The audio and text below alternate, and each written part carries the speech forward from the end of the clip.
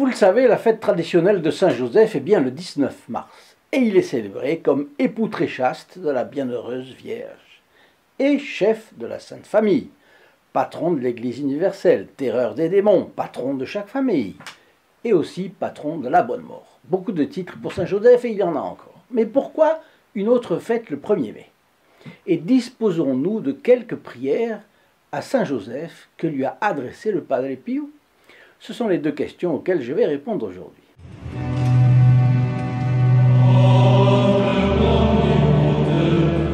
Chers amis, mon nom est Jean Goyard et vous assistez au programme Sur les pas du Padre Pio. À la fin de cette vidéo, je vous laisserai une magnifique prière à Saint-Joseph. L'objectif de cette chaîne est de diffuser dans les foyers la présence consolatrice de Saint Pio de Pietrelcina qui a passé sa vie à arracher les âmes aux griffes du diable. À sa prière, Dieu multipliait les miracles et les guérisons, mais le Padre Pio a dit plusieurs fois qu'il ferait plus de bruit mort que vivant. Le croyez-vous cela? Ces anecdotes, mais aussi ces miracles d'hier et d'aujourd'hui, sont racontés 3 fois par semaine sur cette chaîne. Pour vous abonner, cliquez sur le bouton prévu à cet effet, ici dans la description, et c'est gratuit. Et activez 2 fois la clochette, vous ne manquerez plus les fameux fioretti du Padre Pio. En 1870, Saint-Joseph est nommé patron des charpentiers, des menuisiers, des ouvriers. Mais en 1955, on a fait coïncider, peut-être un peu maladroitement, une fête de Saint-Joseph artisan avec le 1er mai, alors que justement l'atmosphère de la société à l'époque était à glorifier le travail ouvrier. C'est curieux, de nos jours, les médias n'encensent plus trop les milieux ouvriers et leur préfèrent les milieux woke. En effet, le 1er mai est une fête civile, laïque et socialiste. C'est la 2e internationale socialiste qui l'a proposée la première fois en 1889 à Paris en l'honneur du centenaire de la Révolution française. Le 1er mai prétend célébrer le travail moyennant la grève, donc, et une reprise des manifestations ouvrières lancées d'abord aux États-Unis et puis petit à petit étendues ailleurs. Dans les rêves où est communiqué quelque chose d'important à Saint-Joseph, Marie a conçu un fils du Saint-Esprit, ou bien la fuite en Égypte, l'ange s'adresse à lui en précisant d'emblée « fils de David ». Matthieu, chapitre 1, verset 20 par exemple. Après sa mort, après la mort de Joseph, c'est Jésus-Christ qui est appelé fils de David. Quand il sort de Nazareth, c'est lui qui est dorénavant appelé par ce nom de fils de David. Alors l'un disait « Jésus, fils de David, aie pitié de moi ». C'est dans Luc, Saint Luc, chapitre 18, versets 38-39. Et c'est avec ce titre qu'il va se révéler au monde, comme le roi des Juifs. On le voit dans Saint Luc aussi, chapitre 23, verset 3, chapitre 23, versets 37 à 39, et Saint Jean, chapitre 18, verset 33. Saint Joseph est donc l'héritier de la maison royale de David et aussi charpentier modèle. Si on l'observe superficiellement, on pourrait croire cette formulation contradictoire. Prince héritier et charpentier. Alors est-ce qu'on serait dans un conte de fées où les charpentiers deviennent princes et les bergères princesses? En réalité, c'est la conjonction de 2 contraires harmoniques, c'est-à-dire en harmonie. L'activité d'artisan ouvrier, de ses mains, ne s'oppose pas à la qualité de prince. Bon, la preuve est que l'usage de l'activité manuelle était obligatoire, par exemple, pour les rois de France, qui appréciaient beaucoup le travail manuel.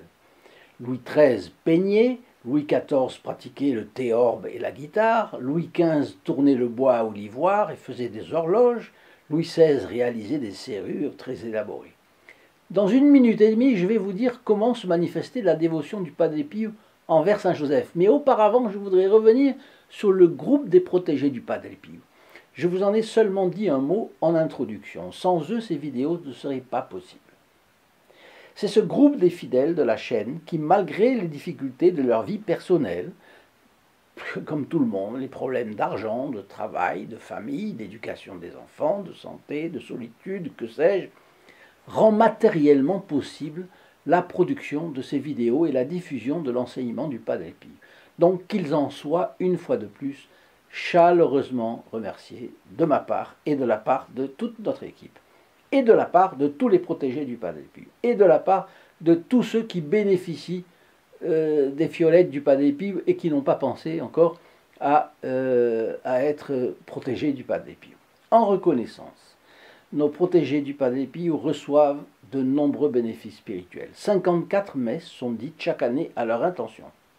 Et rappelons-nous qu'une seule messe a une valeur infinie, puisque la victime est notre Seigneur Jésus-Christ, vrai homme et vrai Dieu, infini. Je suis la vérité et la vie, disait-il.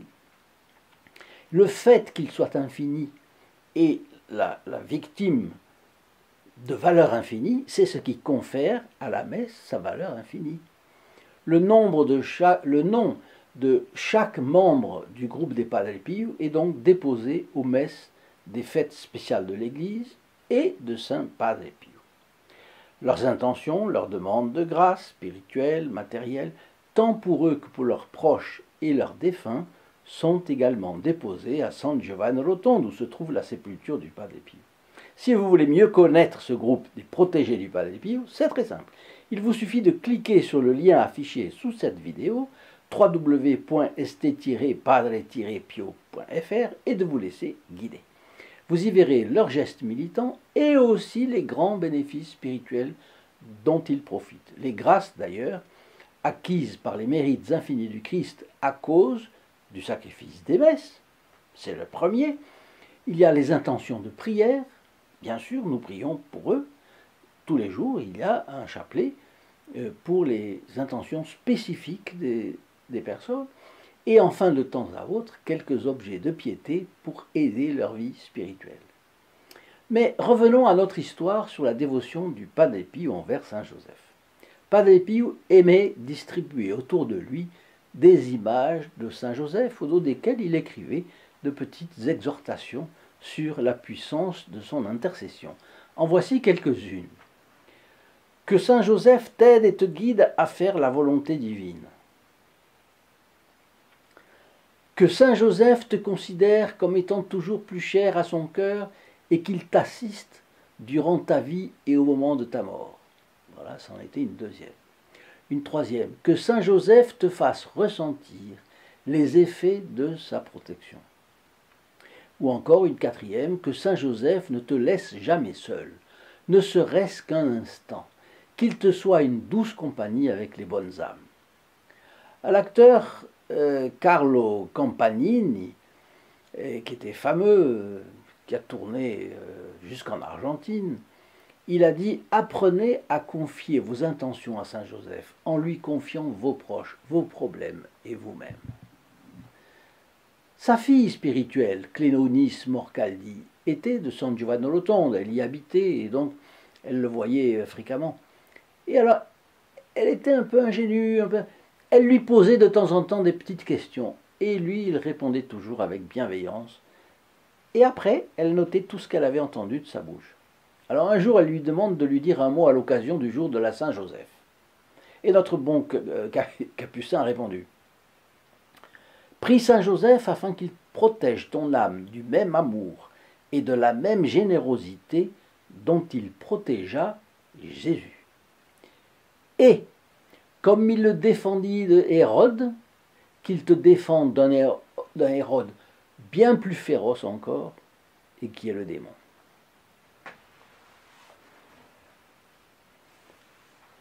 C'est très important de voir ça, comment la pédagogie du Padre Pio. Le démon est toujours présent dans sa tête. Le démon rôde. Et si on voyait Hérode, on craindrait. Nous devons craindre le démon bien plus qu'Hérode. Mais rappelez-vous, le démon est un chien furieux, mais il est attaché à la chaîne, il ne mord que ceux qui s'approchent. Donc, Cléonis Morcaldi demande un autre jour au Padre Pio une idée de sacrifice pour le mois de Saint Joseph. Et le Padre réplique aussitôt « Confiance, et toujours confiance. Confiance et amour. » Remarquons au passage que nos idées sont facilement brouillées. Nous ne comprenons pas tout de suite. Elle a demandé qu'il lui indique un sacrifice à faire au long du mois de Saint-Joseph. Et le Padre Pio lui répond en l'incitant à faire confiance. Bon, c'est pas un sacrifice, ça. Pourquoi la confiance serait-elle un sacrifice? Vous voyez qu'on a besoin de réfléchir. Parce que la confiance suppose l'humilité. Un homme qui n'est pas humble ne fait pas confiance à la Providence. La confiance suppose de faire abstraction de nos capacités réelles ou supposées pour faire confiance à Jésus et à Notre-Dame. Totalement. Leur faire totalement confiance. Et cela suppose le sacrifice de notre amour-propre. Si j'ai confiance en eux, je ne dois pas avoir confiance en moi. Et le Padre Pio conclut naturellement confiance et amour, parce que les deux mots vont bien ensemble. Ils se tiennent l'un l'autre, ils se complètent, ils s'enrichissent. L'amour sera la conclusion normale de la confiance. Et si on a confiance, on aura de l'amour. On n'aura pas d'amour sans confiance. Et même pour avoir l'amour, il faut la demander. Et la demander en disant « je ne vais pas y arriver tout seul ». Pas du tout. La Providence m'aidera à avoir la confiance et l'amour. Voilà. Et maintenant la prière de Saint Pie X au glorieux Saint Joseph. Glorieux Saint Joseph, modèle de tous ceux qui sont voués au travail, obtenez-moi la grâce de travailler en esprit de pénitence pour l'expiation de mes nombreux péchés. De travailler en conscience, mettant le culte du devoir au-dessus de mes inclinations. De travailler avec reconnaissance et joie, regardant comme un honneur d'employer et de développer par le travail les dons reçus de Dieu.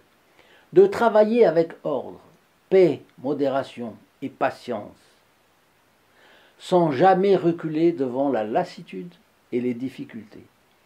De travailler surtout avec pureté d'intention et détachement de moi-même, ayant sans cesse devant les yeux la mort et le compte que je devrais rendre du temps perdu, des talents inutilisés, du bien omis et des vaines complaisances dans le succès si funeste à l'œuvre de Dieu. Tout pour Jésus, tout pour Marie, tout à votre imitation, patriarche Saint Joseph, telle sera ma devise, à la vie, à la mort, ainsi soit-il. Elle est belle cette prière. Avant de quitter cette chaîne, et si vous avez aimé cette vidéo, je vous demande de faire 3 choses. Enregistrez votre j'aime en cliquant sur la petite main noire YouTube dessous. Laissez-nous votre commentaire, vos questions, vos suggestions, nous vous répondrons. Partagez cette vidéo sur les réseaux sociaux, Facebook, Instagram, WhatsApp, Twitter, bref. Il est capital de faire connaître l'œuvre du Padre Pio. Enfin, n'oubliez pas d'aller sur le site www.st-padre-pio.fr pour suivre nos actions et connaître le groupe des protégés du Padre Pio. Merci de votre attention et dans la prochaine vidéo, je continue à vous raconter l'événement unique dans l'histoire qu'a été le Grand Retour avec le miracle qui s'est produit en 1952. Au revoir. In nome del Padre, del Figliolo e dello Spirito Santo, e così sia. Sia lodato Gesù e Maria, e